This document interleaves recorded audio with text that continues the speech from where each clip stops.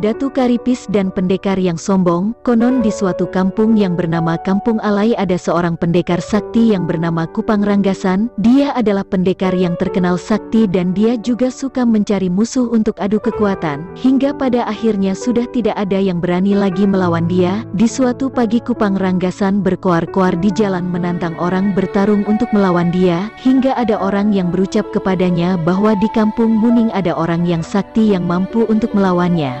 Karena merasa tertantang, tanpa pikir panjang lagi Kupang Ranggasan langsung pergi dari Kampung Alai menuju ke Kampung Muning. Kampung Muning adalah kampung yang ada di Kalimantan Selatan dan terkenal akan datu-datu yang alim dan bijaksana. Di Kampung Muning itu juga hidup datu yang bernama Datu Karipis, dan Datu Karipis ini adalah salah satu murid Datu Suban dan merupakan saudara seperguruan dari Datu Sanggul Tatakan Kalimantan Selatan.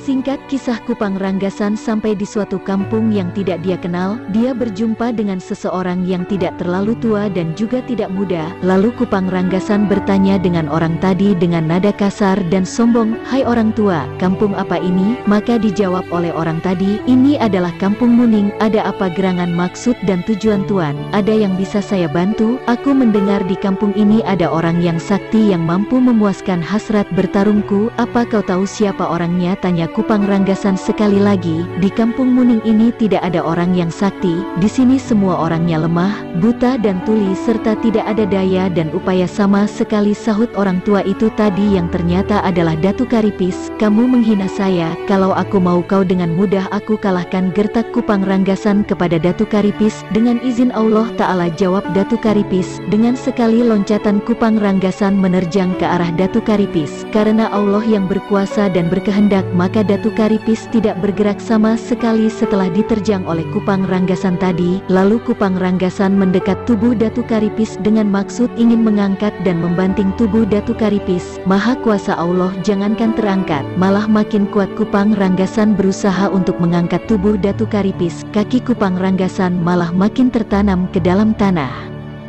Hingga pada akhirnya runtuhlah ilmu kesaktian dari Kupang Ranggasan. "Wahai Tuan, aku kalah. Tolong ampunilah aku," ucap Kupang Ranggasan. "Aku tidak bisa mengampunimu. Hanya Allah yang bisa mengampunimu," jawab Datu Karipis. Akhirnya Kupang Ranggasan sadar dan mengerti akan maksud ucapan Datu Karipis. Lantas Kupang Ranggasan meminta tolong kepada Datu Karipis untuk diajarkan ilmu agama Islam. "Tolong ajari aku untuk bertaubat," ucap Kupang Ranggasan. Datu Karipis pun akhirnya memegang tangan Kupang Ranggasan dan mengajarkannya kalimat tauhid la ilaha illallah wa asyhadu anna Muhammadur Rasulullah. Setelah itu dengan perlahan kaki Kupang Ranggasan bisa diangkat dari dalam tanah.